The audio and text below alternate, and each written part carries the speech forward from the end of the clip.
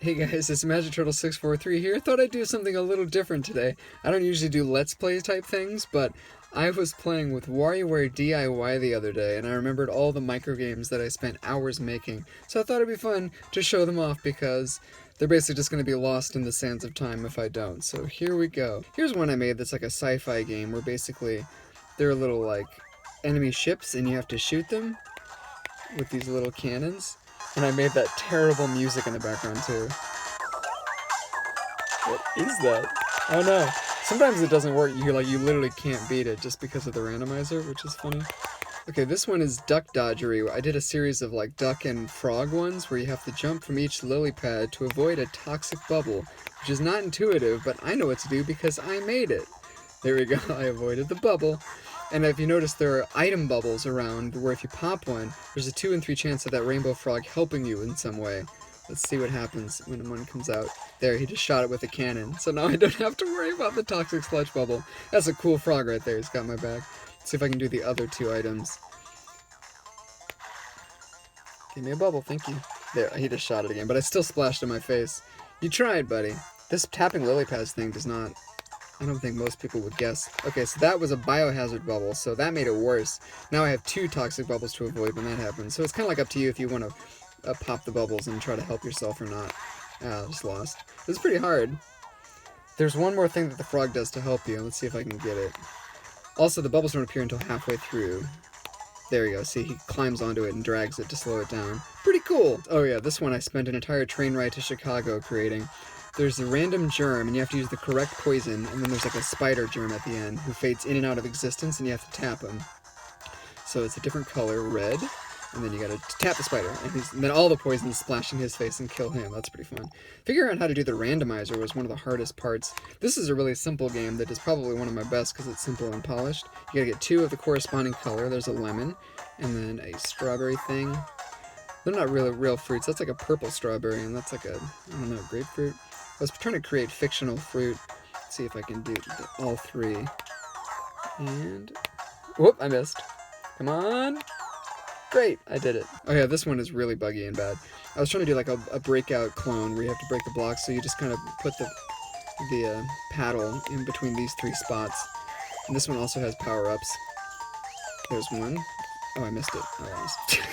How did I miss that? This randomizes the trajectory of the ball. So in case it's like heading somewhere crazy, you can hit that to just randomize the trajectory, which is nuts. There we go. There, that makes 2 balls. This shows you the sequence in which you have to tap these rockets. So purple, yellow, green, red, and then you have to defuse this bomb within a few seconds. And I kept the fuse burning even after you defuse it. That was like a subtle thing I could have added to help but make it look more realistic, but it didn't. So 1, 2, 3, 4, defuse. Haha. And if you tap the bomb instead of the defuse button, it blows up. This is kind of a boring one. You have to make the planets align, and this comet comes down, you destroy that. Align, align, align, and you win. This is a tower defense game where you literally have to place towers, and then they shoot these missiles that are coming. There you go. They each have different effects. That one has like a homing missile that seeks out missiles themselves. The red one just blasts the missiles directly. And the ice one, the blue one, freezes them. Watch, you can see it.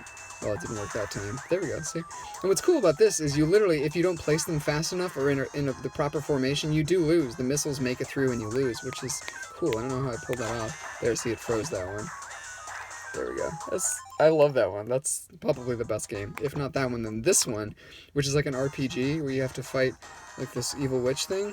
So she shoots you with fireballs. You gotta duck, and then you can slice her with your weapon and defeat her that way. But you also have magic over here. So you can immediately freeze her with your ice spell, and then she can't fire a fireball at you, and then you can attack her properly like that, and then you win.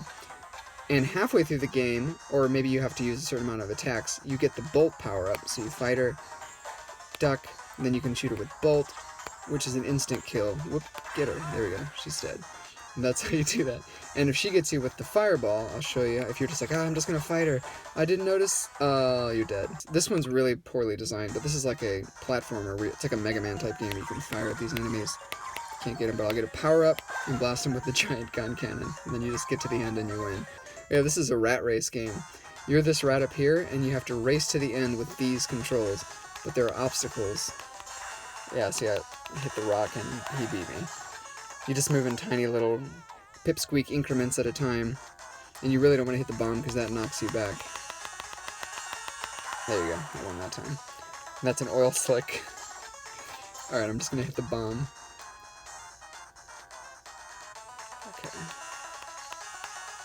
Okay. You can usually still win though. There you go, neck and neck. Photo finish. Okay. This one's a really simple one. You basically just have to repair a crazy broken machine. It's like, okay, here's the other duck frog one. This time you have to pop 3 balloons at once, so you gotta make sure they're all clustered together. And there you go. Done. But there are other variants, like there's a fan that speeds up, so if they're not arranging right, you can just hit the fan and they'll start moving around crazy because they're getting blown by the wind.